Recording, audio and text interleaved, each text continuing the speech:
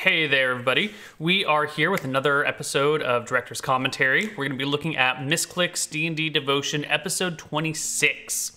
Last week, we looked at episode 25. This is the very next episode of Misclick's D&D Devotion, and we're going to contrast all the great things we did last time with all the terrible things we did this time. I botched this episode. That doesn't mean it was bad. I think there were still a lot of enjoyable things about it, and hopefully people watching it still liked it, but I messed this up pretty badly. This is going to be a great case example of how the DM's over-planning can shoot it yourself in the foot. So let's give it a start. Oh, this sad music right here. This is a throwback to the end of the last episode where Ransom and Olivia were having their big drag down, knockout fight. There's a figure of speech there. I can't remember it right now.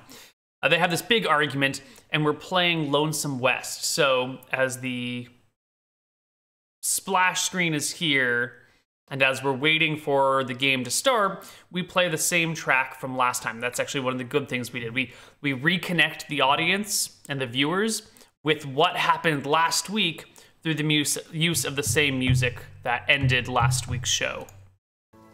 Spot on. Good job, Neal. All right, music ends. We come into the show. Hello there, everybody, and welcome to Misclick's D&D Devotion. What are we all doing today? What's up? Hello. Now, it is worth noting that maybe one of the reasons this episode failed so badly is that I had literally just gotten off a bus 10 minutes before the show started. Yeah. Well, I guess I walked in the door 10 minutes before the show started on the return end of a 7-day trip, and the whole day I spent before this episode was like on buses coming up from San Francisco on like windy ass roads on the one. So I had literally was like just getting home from traveling, and that's gonna be my excuse as for why I botched this so badly. So if I look a little tired, or if I seem fatigued, or kind of spacey, or not connected with the game, it's because I wasn't quite ready. I wasn't in the good game state of mind for this, which is whatever. We could have postponed the episode, I guess. That we had like we had lunch together or something, and we spent like 2 hours talking about December and Lily. All right, so they're just talking about stuff. Let's skip ahead a little bit. I think someone would say that. You're welcome. Man, last week I want to hear the story. Yeah, I want to hear it from Neal's point of view specifically. Okay, here we go. So what's happened is I asked them to do a recap, and they asked me to do the recap. This is step number 1 of the errors. Now, I was really excited to do a recap because I had just finished listening to the entire episode of last week with my wife on the bus ride back up, because she watches Devotion, and so we listened to it because we didn't have the battery life to watch it. And so I just finished, so I was super excited to do the recap. And let's see, as the recap starts, try and see if you can pay attention to the audio in the background to the music. So the story is the party gets into town. They split up in a desperate search to find Kalia Ethliel, which is Kes and Kellen's mom. And Ransom finds her, passes his perception check, notices that her door is ajar. So we can hear that there's some like soft, gentle, I think it's like Before the Storm, which is a great music to build up. It's actually really well used here. It's great. Like, throws the sheets over his head, and she like sits up and shrieks, and Ransom's like, "Hi there, don't mean to interrupt you guys, but your husband's dead. Peace out." Here I am recapping things, like, and I don't really feel like this was a good idea. I was excited. I'm clearly excited, but I think if you look, you'll notice the players are not quite as engaged. Like, sure, Trump is nodding, and Jen's kind of got a smile. Is Kes looking at is that up on a second monitor for her? I don't know. I just feel like they're not that engaged, and it's just me blabbling on, right? It would have been better coming from the players to have them do the recap. It's always better to have the players do the recap. I did it. I shouldn't have done it. I should have let the players do it. As a kid was little Randy, and that his parents have since split up, and His dad and his brother are there. And the music, which is perfect for the scene, does not match the tone at which I'm speaking. I'm way too excited. Look how happy and excited I am. You can hear the excitement in my voice. But the music is like for this dramatic scene. And last week was dramatic, but I'm too excited about it.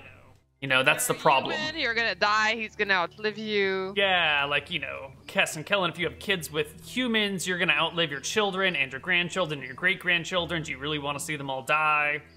And then eventually Kess will find out that their mom... Don't recap. Let your players recap. If they want you to help recap, chime in here or there, but still get them to do it because... What's this shit, huh? She's busy. She's not paying attention. She's got other shit going on. Whatever. You know? I guess when you put it that way. I guess she still pays attention somehow, but they're traveling rock stars. They're gonna like, get and they've been alive for like 700 years. Yeah. It kind of makes sense because, like, you know, human life, elf life. We're gonna skip ahead past the recap. There's a lot that went wrong here. And then Guy kind of like snaps at her at the very end, like, "Well, you just don't get along with anybody." Skip. Yes. It's insane. I feel like that was like a season right there. Yes. Yeah.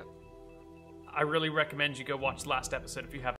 Skip. So someone trying to get close. Skip ahead. Slightly different setting than usual. There we go. B. Kess. Ready? This here's the start. Yes, for this? What's happening? Oh no. So Kess, you are dreaming.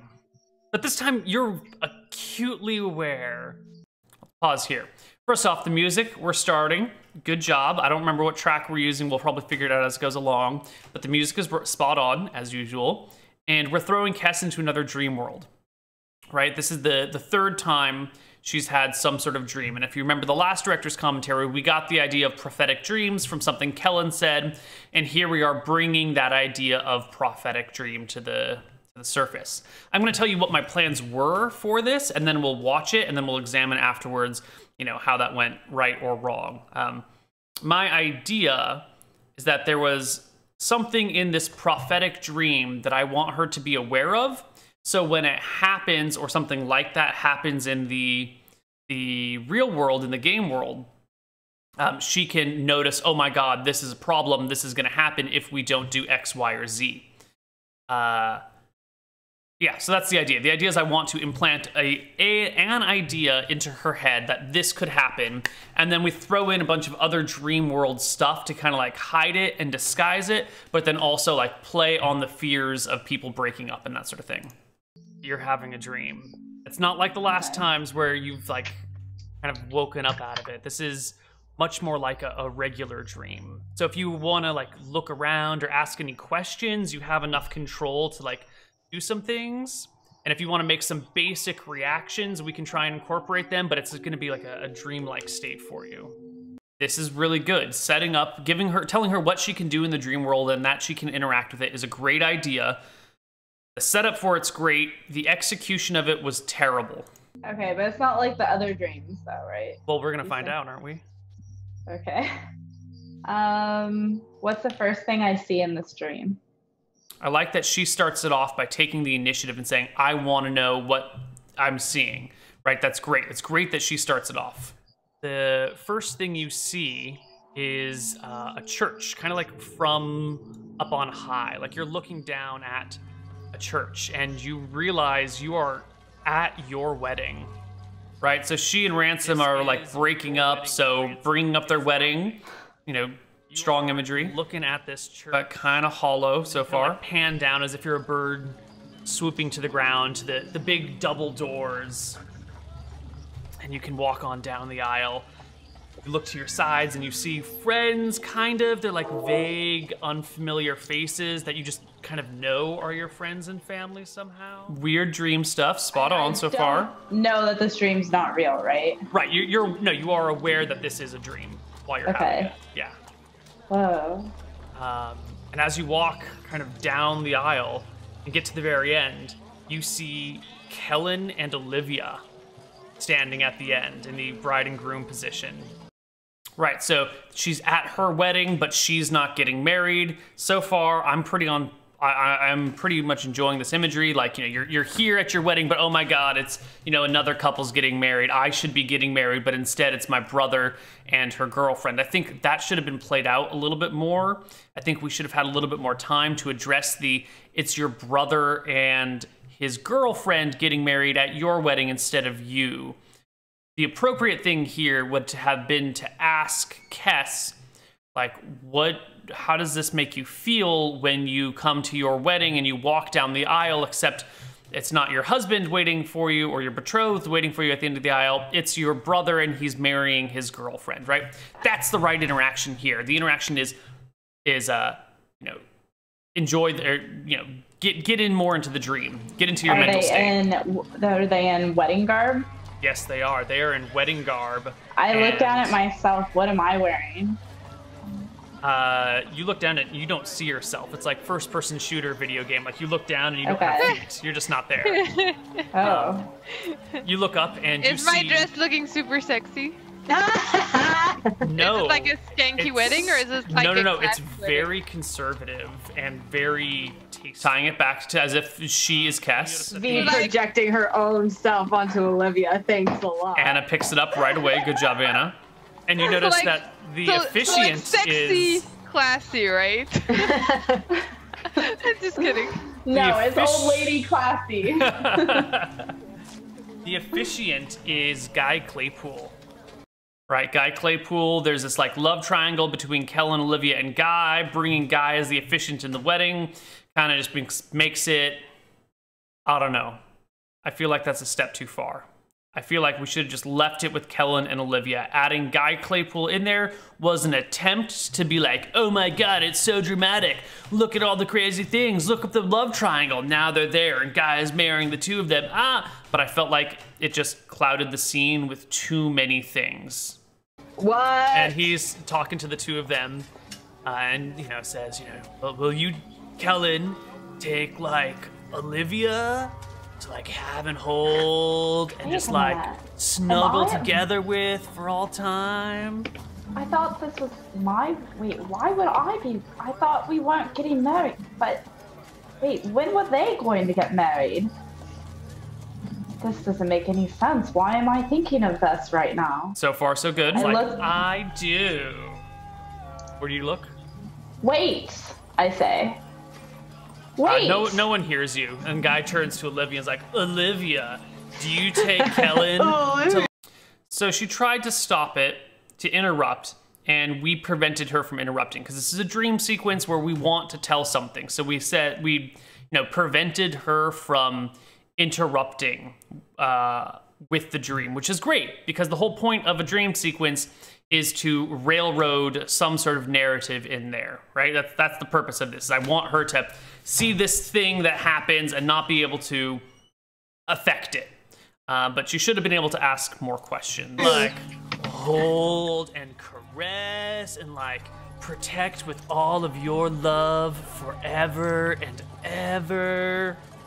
And Olivia's like, of course I do. All right, I'm being a little goofy. That's not great. The of course I do, it's over the top. I so many regrets. I look around. What else do I see along the sides? Who do I see in the audience? Just like vague, unfamiliar faces that you kind of recognize as your family and friends. Conspicuously, so she's asking who else is around here, and we say nobody that is important, right? We pass it off as like they're all kind of faceless people. That keeps the attention here on Kellen and Olivia and on the things that are happening at the front. But I could have given her more detail on this, right? I brushed off her question pretty quickly. Let's listen to it again.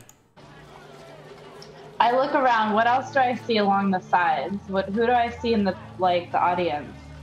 Just like vague, unfamiliar faces that you kind of recognize as your family and friends.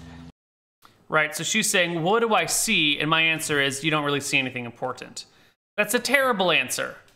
That is kind of breaking immersion. She's looking around. She should be seeing something. I should be describing the church. I should be describing the wedding goers. I can leave them as vague, faceless people, but I can describe their dress. You know, even if it's not important, even if I just say they're, you know, half the people are styled in elven garb, and you can kind of vaguely recognize people from your village and people from your homeland, and then the other half are vaguely dressed in human garb, and they kind of look like relatives of Olivia. They all have some sort of similar facial structure to her in some way, even if it's vague and amorphous, right? Like, that sort of detail would have been great, but instead I was like, they don't matter. So I've asked her to look around and interact with the dream world, and then when she does, I'm just shutting her down and giving her nothing. It's a terrible way. It's super fucked up. I botched this so badly. Conspicuously, you don't see Ransom or Rhonda anywhere. Right, so you don't see Ransom or Rhonda. Ransom's important to mention because he's her fiance, dream sequence and all that stuff. You don't see Rhonda anywhere. I'm saying you don't see Rhonda to help with that Ransom-Rhonda pair that we've been talking about in the last director's commentary, where we're trying to set up Ransom and Rhonda together as like a couple, sort of, like very subtly, very slowly, to try and undermine Kessa's faith in her relationship with Ransom. Kind of set up Rhonda as a man-stealer eventually. But did I really need to mention Rhonda right there? Probably. Like, it could have been okay. So many things were going, like, there was too much going on here already, and I wasn't giving Kess enough agency. So I feel like had I explained to her what was going on, had I indulged her questions, which I should have, it would have been fine to say Rhonda. But if I'm going to be, you know, blocking her from looking around and blocking her from really taking any actions and just feeding her this story, we need to ease up on the heaviness of the story. You know, we're throwing in too many relationships and too much symbolism too quickly.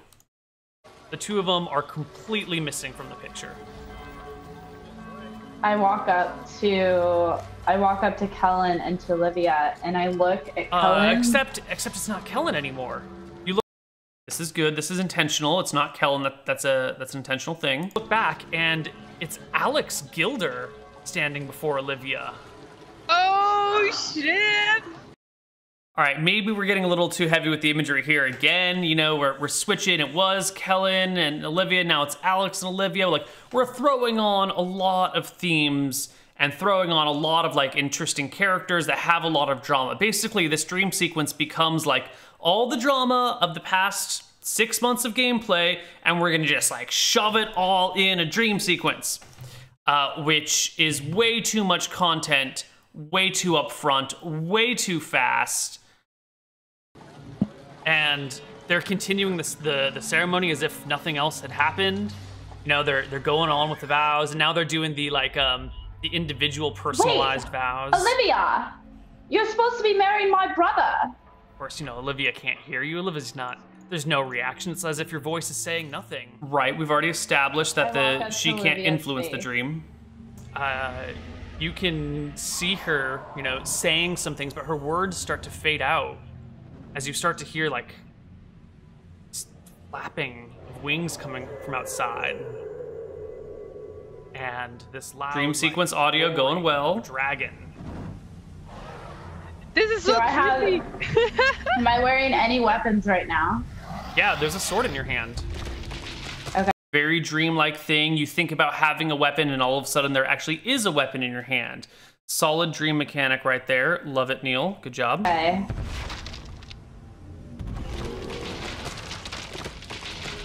I think you find yourself turning and, you know, not even heading towards the door. All of a sudden you're outside of the church, right? As you do in dreams. Up in the sky, circling the wedding bells, which are going off faintly in the background, you see this massive red dragon. This is Scoria, if we haven't picked up on that yet. Let's just swoop down on the city and unleash a gout of flame.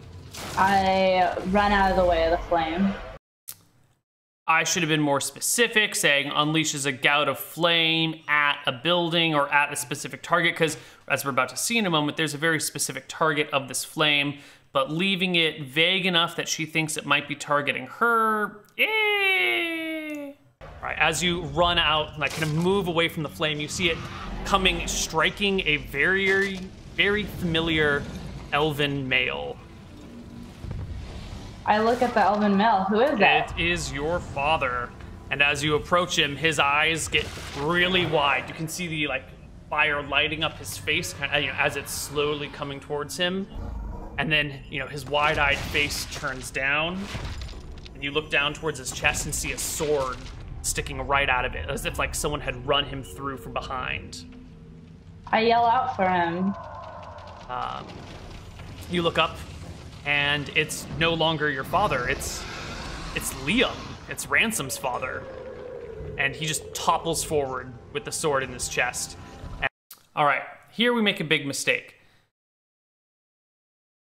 When planning this, the sword in his chest was supposed to change into an octopus tentacle and lift him up off the ground and like toss him to the side where he would then die. Because that ties us back into the octopus from the last dream sequence and something that's going to happen in the show coming up. But I forgot momentarily about it, and we moved on, and we skipped over one of the key parts of the dream sequence. This right here is the key part, is Liam being killed by an octopus. Because later in the episode, we have 8 guards, or 8 soldiers, 8 bounty hunters coming into town looking for Liam. That's super important. And by messing up, by saying it's a sword that runs him through, and by not changing it to the octopus tentacle, we're losing that sort of connection between the dream and the events that happen later in the episode. Because just Liam getting killed isn't that big of a deal. But if Liam's killed by an octopus, hold on, that sets off some bells, because there was an octopus in the last dream.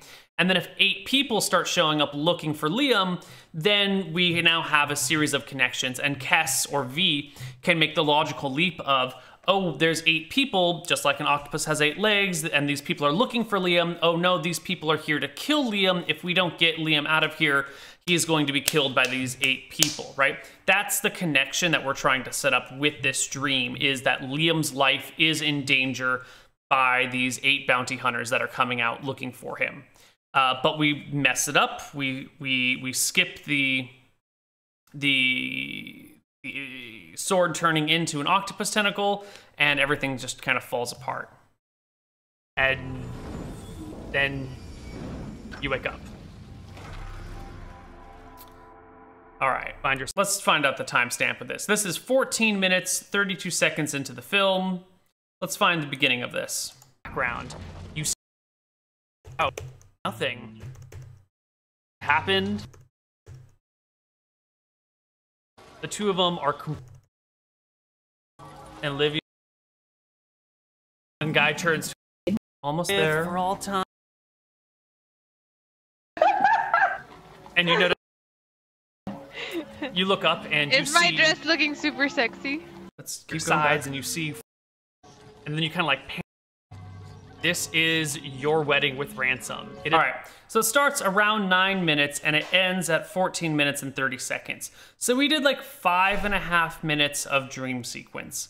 We really, really rushed through that. That could have been drawn out a little bit more. We could have given Kes more to do in the dream. We could have answered her questions a little bit better, let her walk around and interact with things.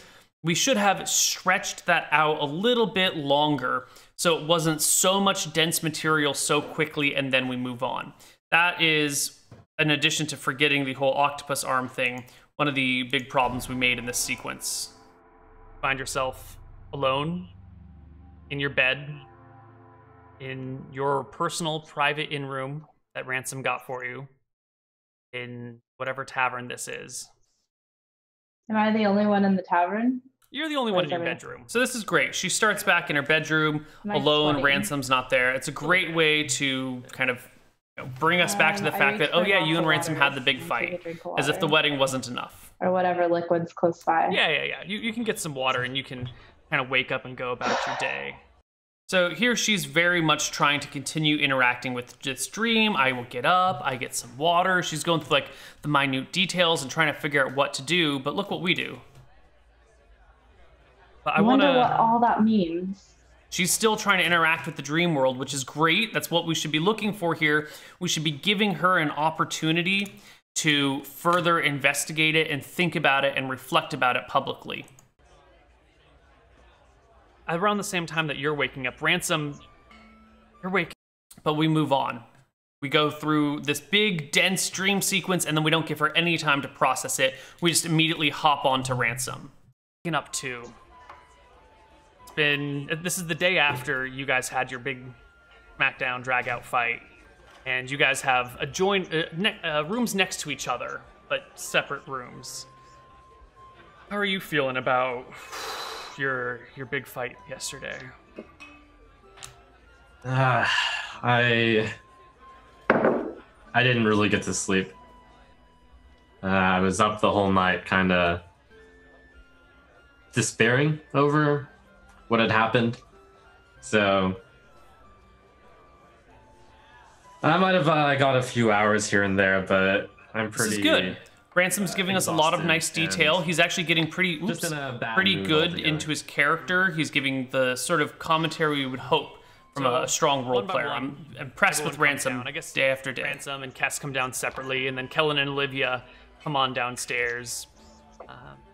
We have the nice, calm, peaceful, the Slaughtered Ox Tavern music going in the background. We want to keep the mood kind of relaxed. It was really intense last week, so we're trying to keep the mood. We're trying to not be so intense. We're trying to, you've got like the rising action and the falling action. We're trying to falling action. Unfortunately, the dream sequence was a little bit rising too much. And you guys find yourself at your table in this tavern. I immediately go to Kellen. Kellen, I had the strangest dream last night. Kellen looks like pale and can barely keep his eyes open because we were all really drunk last night, right? No, you were drunk 2 days ago. 2 days ago. You had a full day of rest, yeah. Gotcha. Okay. What was that, sis? Sorry, he was distracted. It's okay. I had the strangest dream. It wasn't like the other dreams, by the way, so don't even mention drugs today. He looks at her like, I'm keeping my mouth closed, but you know what I would say. I had a dream that I was at my wedding, even though it wasn't supposed to happen. And then great. Kess is explaining her dream to these other people. We get some nice interaction between our players. Things are going well. Alex? Yeah. Alex who? Alex like that? Yeah, like that Alex. Ew, why? I have no idea. And Ransom was nowhere to be found. And Guy was the one who was doing your nuptials and everything. And then there was this big dragon outside, and he attacked the church. And whoa, a dragon? Yeah. What? The dragon was Dad? No, the dragon attacked Dad. Dad was outside, and then there was a sword. Dreams are just dreams. Dude. Oh, Ransom, Ransom, buddy. Don't interrupt my sister, okay? You're killing it, man. You're gonna get yourself. You're gonna make yourself single with that sort of interrupting and telling her that her things aren't important. I mean, this is great. This is that Ransom Kess drama that we're looking for, where their relationship's on the rocks and it's starting to fall apart, and it keeps falling apart, and it actually might be falling apart too much, because if we can't repair their relationship, I don't know what happens to the show. Maybe the whole show just ends. I don't know. So Ransom is playing. Trump is doing a great Ransom, but it just hurts because I don't want them to break up. And then I woke up. It was really strange. I don't know what to make of it. But at least it wasn't one of those dreams again. It didn't feel like your other dreams? No. In this dream, I could do stuff. I could walk around and... Yeah, she could do stuff, but we didn't really let her. We just kept moving it on, and we didn't really give her room to interact with the dream, which was terrible. That's my fault. Sober at that point in time. Yes, you remember that. Okay. Good news is, I know my dad's not dead, so... Well, I know nobody's dead. I just Except said our dad. It wasn't like... All right. As you guys talk about this and eat a little bit of food, your mother comes down, Kalia, by herself, comes downstairs. No sign. That's nice. We bring Kalia down by herself instead of with Liam as a way to avoid stirring up too much shit too early, right? We're trying to... You can't jump in guns blazing, right? You can't have every scene be filled with drama and action. You need a little bit of rest in between. So good job on not having Liam come down with her. Oh, how wonderful. We can always bring him down later and still imply that they were in the room together, but they just came down at separate times if we want. At least I could understand it this time. Well, I don't actually understand it, but I could hear what was happening. And I mean... Did you write it down? I like knew I it was a dream. I didn't write... I immediately get a notebook out and I write it down. Here we go. Asking her to write it down, telling her to write it down again. That way hopefully Kess actually writes it down, which she might be doing right here. And that will help to engage the characters with their dreams a little bit more if they keep writing them down and can return to them. Kidsies. You know, Kalia, things are pretty much terrible. By the way, my dad's not dead, right? He might be sleeping in a little bit. Ew! Good. We don't need to know the details, Mother. And why not? Because it's already weird enough. That was kind of inescapable. Trump asked about his dad. We had to, if Kalia was with him, we had to mention it. If she wasn't with him, we had to mention it. So we rolled with it in as gentle of a way as possible to avoid as much drama as possible, because it's the beginning of the show and we need to warm up and build up to things. You kind of see the chipper mask on her face break for a moment. You realize that she's, you know, still struggling with herself and tries to shake it off and goes, let's... Once again, I'm not very good at dealing with Kalia's emotional problems due to her husband's death.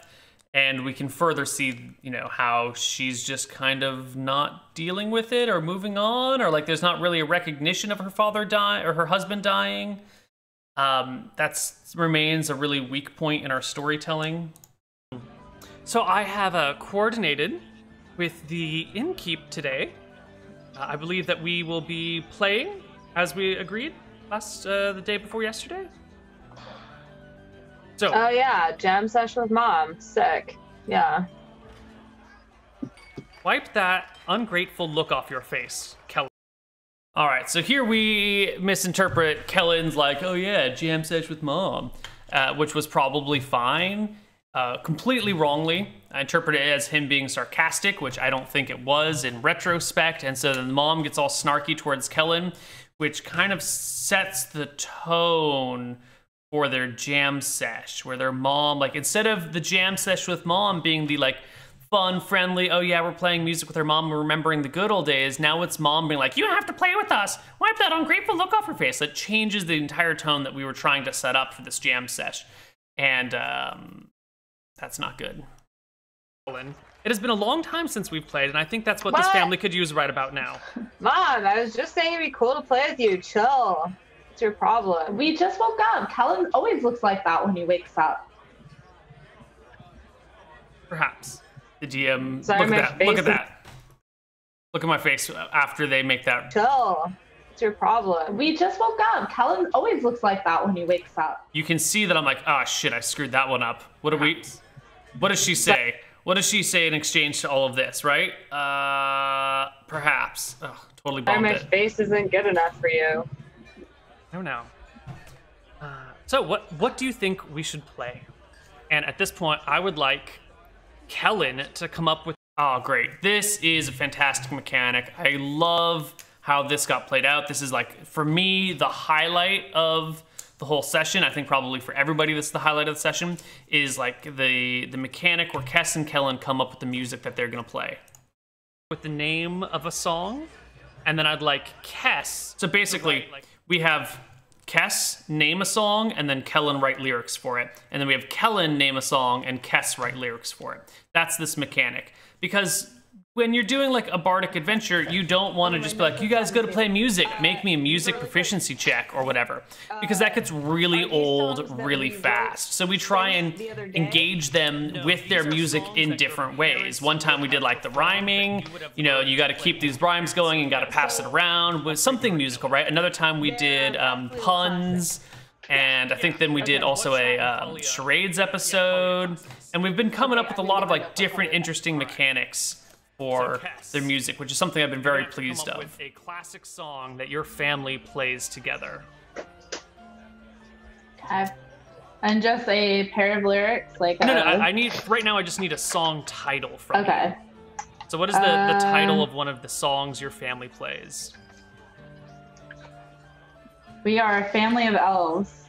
Is the song title? Okay. Yep. So What? Kellen, you're writing lyrics. Not the strongest song title ever, but whatever. I hate this song. I think it works. Kellen rolls with the really bad song title and kind of turns it into something fun, like, oh my god, it's this annoying, cheesy title that my parents used to play.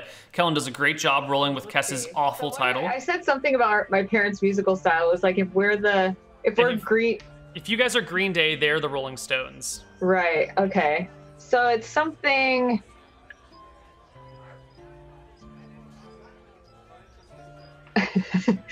I love you, do. Wow. And Kellen gives Kess an equally bad song title, maybe even a worse one. But I get the feeling it's definitely like the revenge song title.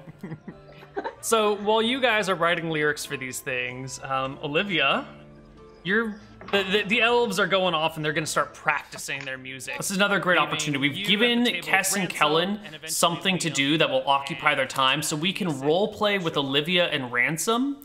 And Kess and Kellen aren't going to feel left out because they're in the middle of writing song lyrics. So great mechanic, really well executed. This whole setup right here is like the best executed section of the show. So probably for this whole episode. This is gonna be my debut for live painting action in front of. From the DM's perspective, the players are phenomenal the whole way through. They do really well with the crappy DMing of this episode. Do it. Ransom's kind of keeping to himself. You know what? This sounds like a good time to grab some alcohol. First thing in the morning. All right, Ransom. You're right. You're right, Ransom. It's time to bring up the energy levels. It's not just morning anymore. We're getting into some stuff, and this is that rowdy bar from last episode. So we're changing the track from the Slaughtered Ox to Wild West Saloon. What are you ordering in the morning?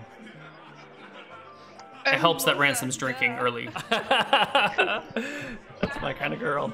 What about you, Ransom? A bunch of your strong stuff.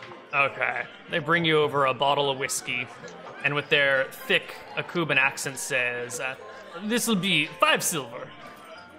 Yeah, here you go. There you go. They hand you a bottle. Liam comes over to where the two of you are and leans heavily on the bar and says, well, son, this has been a pretty fabulous vacation. Well, I can see that you've been having some alright fun.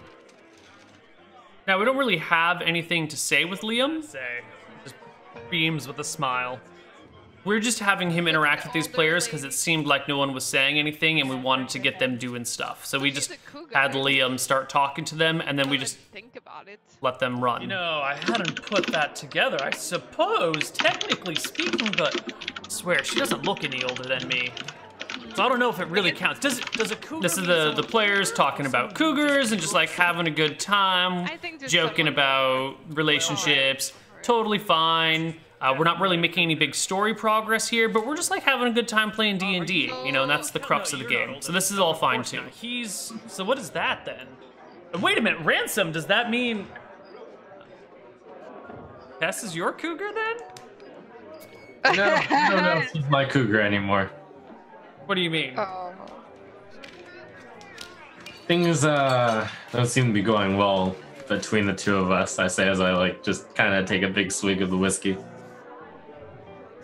I thought we were here for a wedding. Liam's dense, he didn't remember. Come out all this way, Dad. He's kind of an idiot. He hasn't quite picked up on the fact that Ransom and Kess might not be having a wedding anymore, so Liam's character is doing well. Turns out it was just for some fun trip and some sexy time action for you. But here Olivia keeps flirting with Liam, and we don't have Liam really reacting to it all that strongly. Oh, hold on. Are you guys breaking up? Now all of a sudden he's really concerned with his son. We've been together for now that's because As the DM, I'm concerned about Ransom and Kess, and I'm trying to get them to not break up. So I am getting Liam very heavily involved with Ransom and Kess as a way of like trying to keep Ransom and Kess together, even though it may not actually be in Liam's character to be paying that much attention to them or really going out of his way to make this happen. This is more of like the DM is trying to help the players out mechanic. This could have been accomplished by any number of other NPCs. Liam is probably the only NPC that it would be inappropriate to have this interaction with, and yet they're having it with Liam. So a way to avoid this would have been to not have Liam be the first person to show up, but we didn't know the conversation was going to go this way.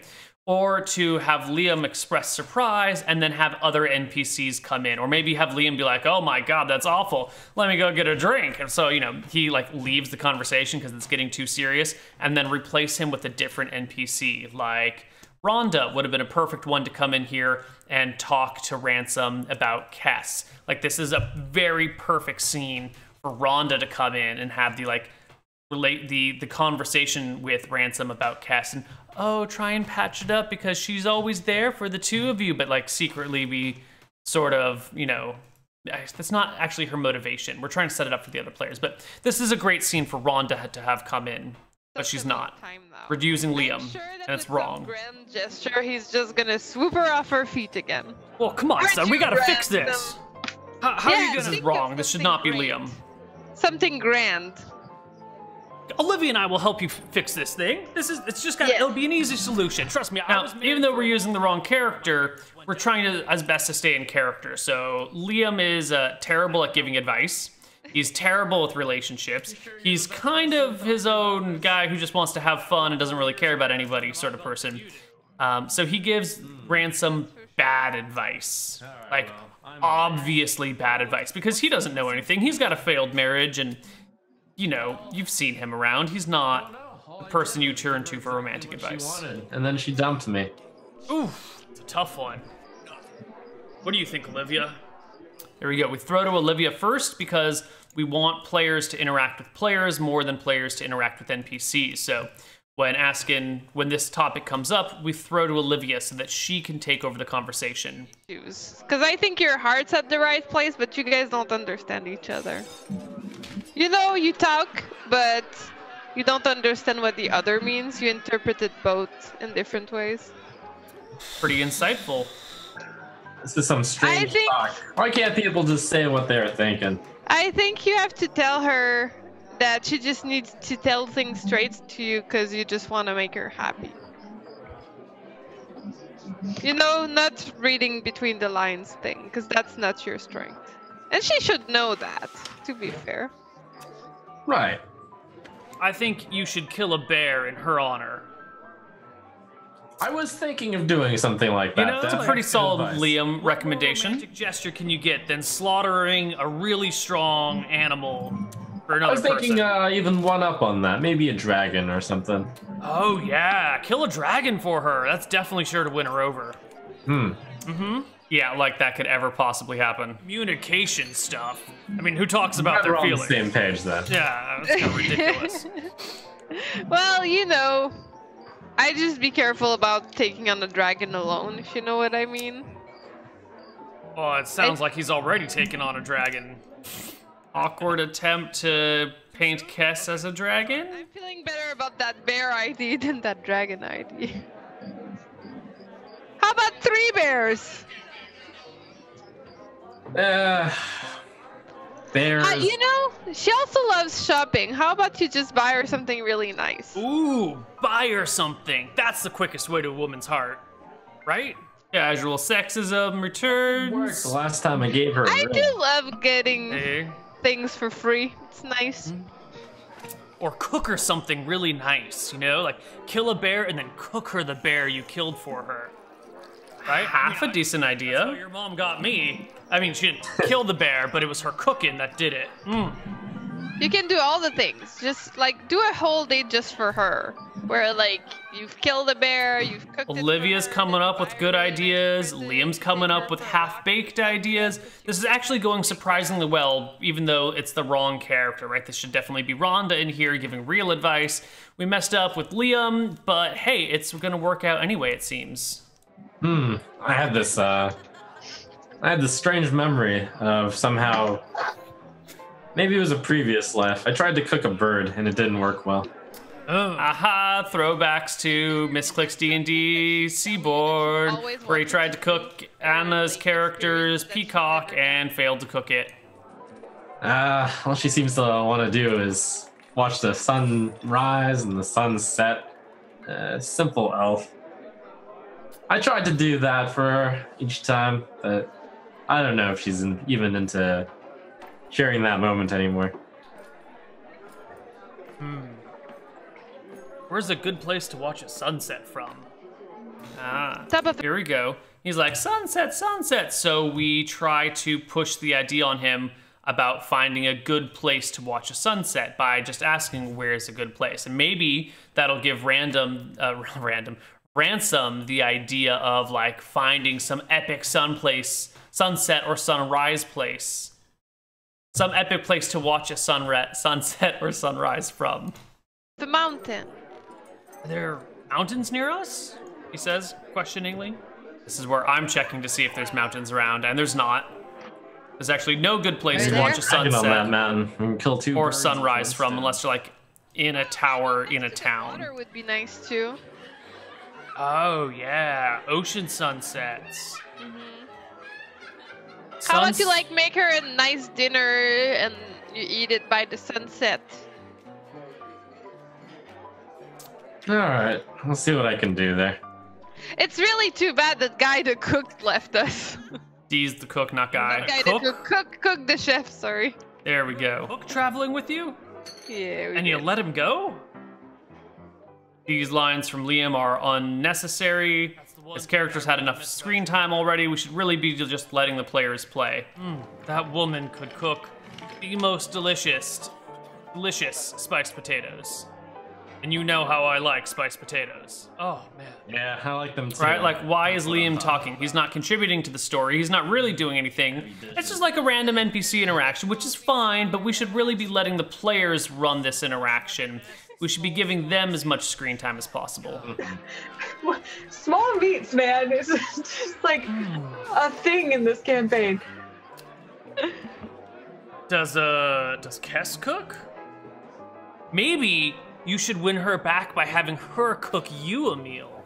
And this right here is the most outlandish, absurd idea to paint Liam as completely inept and incompetent in the ways of romance and love.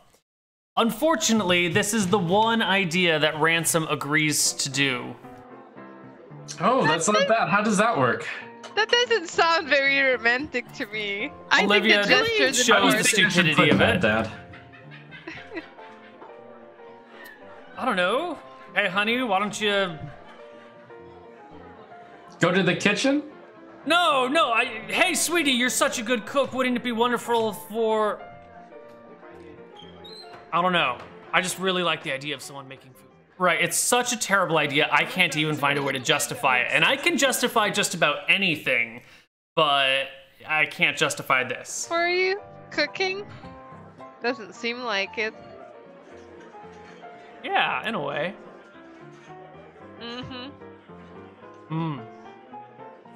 Well, you sure don't seem to be seeing that part of your marriage. Well, that was never really ever missing from anything, but that's neither here nor there. Ah, so you like it better with humans. Well, I mean, with elves. Well, if this is a conversation you want to get into, perhaps we should have it without my son. And this just gets super awkward. Doesn't seem like the type that can get embarrassed, really. You know how he said that her husband died? That seemed like the non-embarrassed type of person. All right, let me tell you about things I've learned about elves in the last 3 days. And this is so awkward, I just have to close the scene on it because it's so... I don't know. You get cornered sometimes as a DM, and your players ask you about stuff, and you're like, I don't want to have this discussion in character. I don't want to have this discussion in game. I don't want to talk about these things, but your players push you into it, so you can just, you know, fade out on that scene. We're open, so like I'm like, oh, you see, well, with Kellen, and then I go about that. Oh, God. I'm like comparing the female elf to the male elf experience. All right, we're just gonna close the window on that. And you guys can. I'm always trying to make it sound like Kellen is better than his mom. So awkward, so gross. Right now, It is very weird. Let's flip back to Kess and Kellen themselves. Have you finished your song lyrics? No. No. Yeah, I'm good.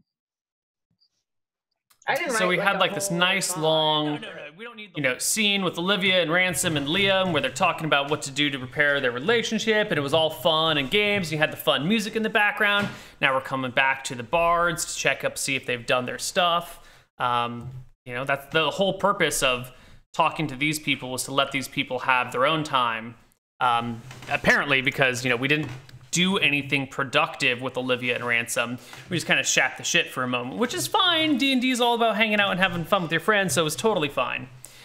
We could have done something really productive with them. We just didn't have anything productive to do. So it's going well. I think Kellen doesn't say he needs anything. He's just in like an obviously bad mood. Like, he was trying to be excited about playing with his mom, but she like gave him attitude. And see, we've kind of like put a damper on what could have been a cool, fun experience. I mean, now it's just a cool, boring experience, or, you know, one where the player's like, oh God, I don't want to do this. Or I should say the character's like, oh, I don't want to do this, instead of something fun by, he's just being really, you know, being too sensitive with Kalia. I can don't know. play anything. I'm just really unhappy with how this turned out.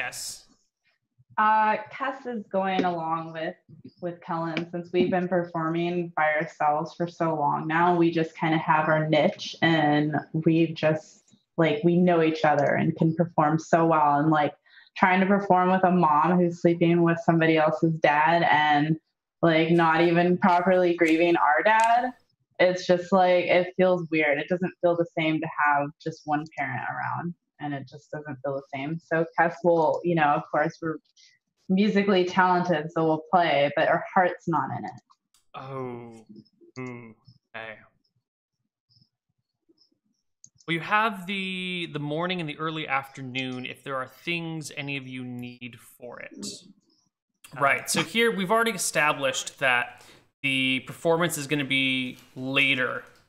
And so we've got all this time to kill in between now and the performance. And we don't want to just jump from, you finished your songs, okay, now we're at the performance later in the day, nothing else has happened, right? We want to give them a chance to soak up that time, or at least to imply that that time passes, right? It's not, you can just jump forward sometimes, but you don't want to jump forward too much. Or at least you want to give people the opportunity to do stuff in between time. You're definitely. No, You tell her that you love listening to her music. It's don't great. really understand the music lyrics. I say it so that she can hear, even though I'm trying to whisper. So this is a fantastic scene where Olivia's really trying to help out Ransom, and Ransom is like confessing that he doesn't really get the music. Do I hear this? And kind of like, you know, Ransom's expressing himself in a way that he doesn't normally. He doesn't normally give any emotion to himself, but here he is actually talking about his feelings, which is fantastic. Perception check, Cass. Okay.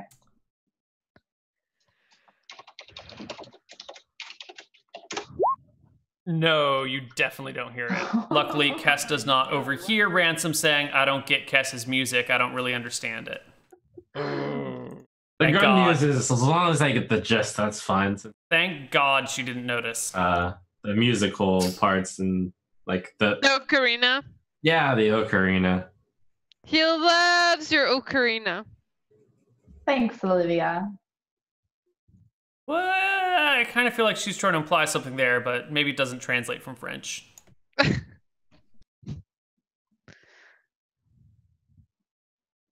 Awkward silence. Silence comes over the table. I just kind of shake my head a little, and then I go over to Kellen to work on music. Rhonda speaks up and says, teacher, maybe we should practice. We have some time before the show. Perhaps we should do some sparring? So Rhonda is referring to Ransom here as teacher rather than Ransom because she's trying to maintain some level of formality, right? She frequently calls him teacher or instructor or trainer or something like that rather than saying, hey, Ransom. That's her character being, you know, very formal about her interactions because she comes from high nobility. Or nobility of some kind. I don't think it's actually high. Ah, excellent. I can see how I spar while a little bit inebriated. Sure. Let's get to it. She gets up and takes you outside. Neeson follows over. He's still got bruises from when Rhonda kicked his butt. And I think the good idea to always, you know, throw back to previous episodes with one line here or there. Neeson still got bruises on his face. It takes like 3 seconds, but it reminds us of the events from before. Always lovely to have that, as long as it doesn't get overplayed and take up too much screen time. Well, Olivia, I think your conversation with him has, you know, that section of it has ended. Are you sure, Neal? I'm sure it's ended by We come back to Olivia and Liam's conversation after they're done with the super awkward sex talk. So, what are you up to? Do you have anything you want? Because we really don't want to get into super awkward human-elf sexual relationships on air. That's not what I'm here to play. We can talk. It's okay. He's an interesting fellow. So... so I how hear... do you feel... Yeah, go ahead. I hear you haven't been getting along very well with... Miss Ethliel there. Oh, at least she was honest with you about it. That's good. Well, I mean, I kind of saw the two of you she's, like, in front of everyone. Again, this is kind of like filler, and it doesn't go very well. We're saying, like, you know, he brings up Olivia not getting along with Kalia. But then when Olivia's like, oh, you noticed? She's like, or she told you? He's like, no, I noticed, right? But what's weird, because we already established his character in the last episode is about not noticing things. We've already established him in this episode about he didn't notice Ransom and Kess were breaking up, but all of a sudden he's noticing Olivia not getting along with Kalia? I mean, I guess she did blurt out, why don't you love me? You know, directly in front of Kalia and everybody.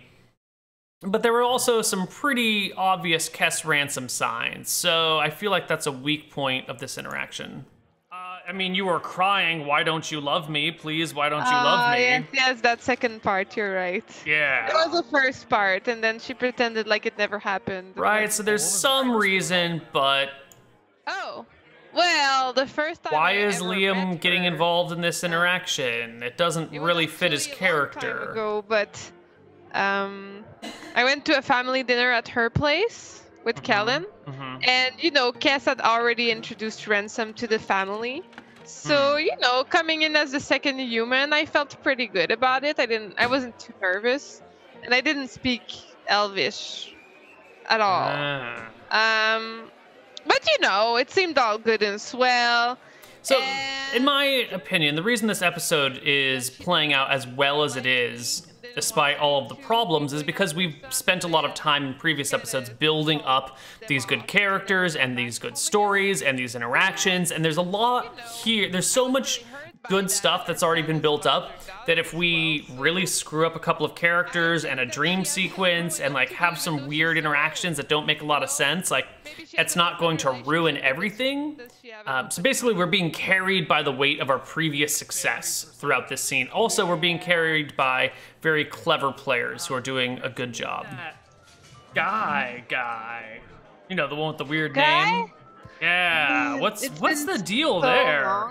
All right, this is good. We're bringing up Guy. We've actually had quite a bit of downtime, right? We started with too much dense drama in a dream sequence and didn't give people time to explore it, and then quickly moved on, which was terrible. And then we had the bards work on something really cool. And then we had the other players kind of just hang out and chat, which was fun and a good time, but not great. And now we're starting to bring back some of that drama. All right, we're fully in the episode now. The drama that's going on, and from my perspective, that's most important, is the the Kess Ransom drama and the Kellen Olivia Guy drama. So now we're like, oh yeah, no one's seen Guy. Let's not let everyone forget that he exists. Let's all remember Guy's missing, and there's a big deal going on there. Oh yeah, he was in a band, like one of our rival bands, and he had like some magician making him sound really good, but he's actually a pretty bad musician. We've been trying to ramp him up and getting better, but all he did was just falling in love with Kellen, which is ridiculous. Why is that ridiculous? Clearly we're in a relationship, and it's not an open one, at least for now. So well, I mean, the heart wants what the heart wants. You know, you can hardly blame a guy for falling in love. Boom. That's the only good Liam line we've had all episode. you're right. I actually think he was into the both of us, so we need to have that chat with Kellen. Wait, what chat are you having with Kellen? Well, like, you know, about Guy, like, maybe he doesn't have to leave. Were you gonna, like, kick him out of the group? Here we Well, go. he kicked it. Are you gonna kick him out of the group? Again, not a great Liam line, but a very important thing to ask Olivia. I'm okay with breaking Liam's character a little bit for this line here because we need to get to the heart of what Olivia thinks about Guy. And short of just saying, what do you think about everything that happened with Guy, which is kind of too broad of a question, asking, were you going to kick him out of the group is a really good way of getting into what she thinks of all the stuff that's going on. Him out himself, but like if he's just into Kellen, I don't see how this can work. But if he's like into the both of us, maybe there's something that can be done about it.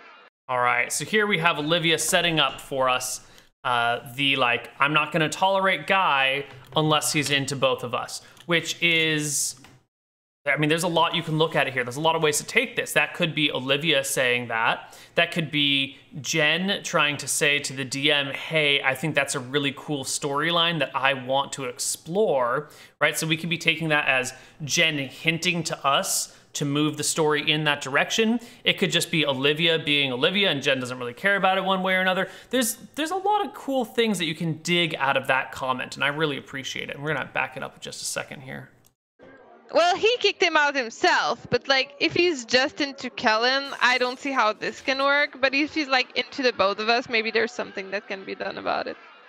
That's a pretty strong hint to have Guy be into both of them. I didn't say that. I said she's into open relationships and she doesn't have an open. Unfortunately, Guy's not into both of them.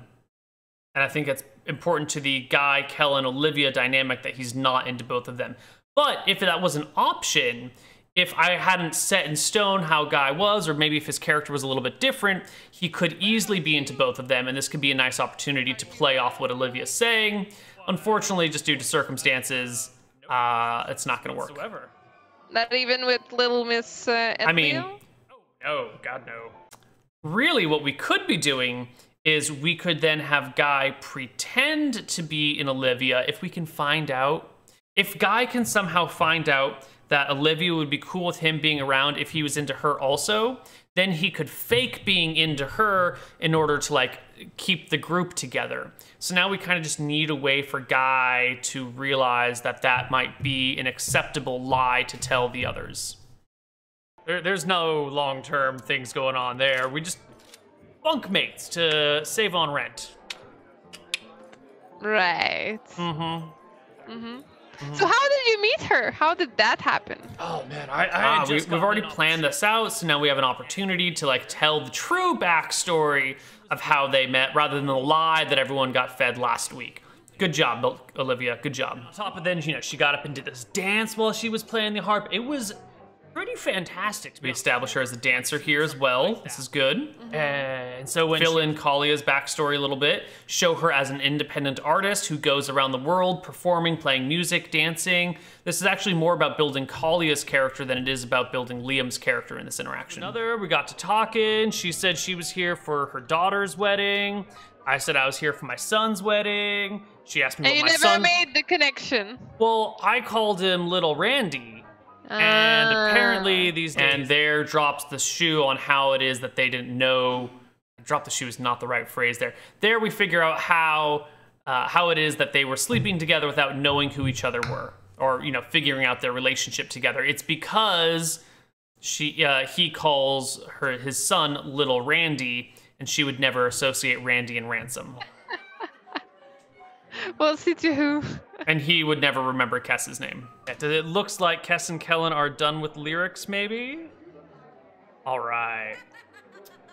So, why don't we take a break early? And when we come back... All right, so that's pretty much it for this, the first part. There is a second part to this episode, which we will be delving into right on the other side of our break of the commentary. So, see you in a moment.